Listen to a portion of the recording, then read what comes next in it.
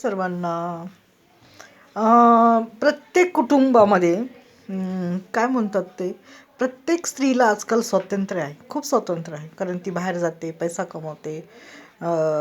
तिच्या अवतीभोवती मुलं असतात, पुरुष असतात, पुरुषांच्या गरड्यात ती असते दिवसभर.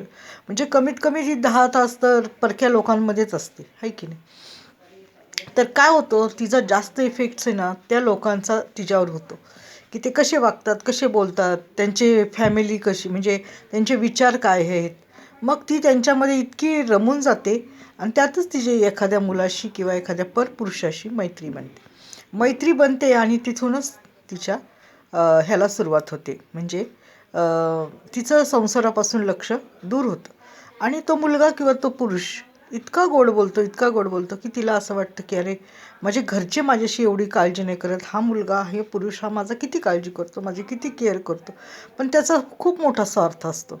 तिला हासिल करायची असते आणि तिच्या संगती त्याला दुष्कर्म करायचे असतात. म्हणजे तिच्या संगती त्याला शारीरिक संबंध प्रस्थापित करायचे असतात. त्यामुळं सर्व त्या ह्या गोष्टी करत असतो. माझं प्रत्येक स्त्रीला एकच सांगणं आहे, तुम्ही करा ना. तुम्हाला कोणाचं बंधन आहे का? नाही आहे. तुम्ही करू शकता. तुम्ही सज्ञान आहात, तुमच्या हातात पैसा आहे, डिग्री आहे, तुम्ही खूप मोठे हुशार मुली आहात. परंतु तुम्ही हे बघा की समोरच्याचा काय मतलब आहे, है की नाही? जर तो तुमच्याशी गोड गोड बोलून जर तुमच्या शरीराशी जर खेळत असेल, तुमचं जर शारीरिक शोषण करत असेल, तर तुम्ही हे कदाचित होऊ देऊ नका. कारण का, कालांतराने ना तुम्हाला ह्याचे वाईट परिणाम भोगावे लागतील. समाजामध्ये राहायचं आहे, समाजामध्ये तुमची इज्जत काहीच राहणार नाही, बेइज्जत होताल तुम्ही. आणि मग अशा बेइज्जत स्त्रीला समाज खालच्या नजरेनेच बघतो, हो की नाही? त्यामुळं तुमची इज्जत तुमच्या हातामध्ये आहे. म्हणतात ना, स्त्री पुरुष समान, तर हो, समान आहेत ना. तर मग पुरुषाला तुम्ही जास्त जवळ येऊ देऊ नका. परपुरुषाला सांगते, नवऱ्याला नाही, परपुरुषाचं सांगते मी. त्याच्याशी जास्त जवळीक साधू नका. त्याला आपल्या घरातल्या, आपल्या जीवनातल्या बारीक सारीक गोष्टी सांगत बसू नका की अरे, माझा नवरा असाच आहे, पैसेच देत नाही, भांडणच करतो, हेच करतो, घरात मीच सगळं बघते, अमकं करते, तमकं करते, माझ्याशी नीट राहत नाही. ह्या जर गोष्टी तुम्ही समोरच्या व्यक्तीला जर सांगितल्या तर तो त्याचा फायदा उचलणारच आहे ना.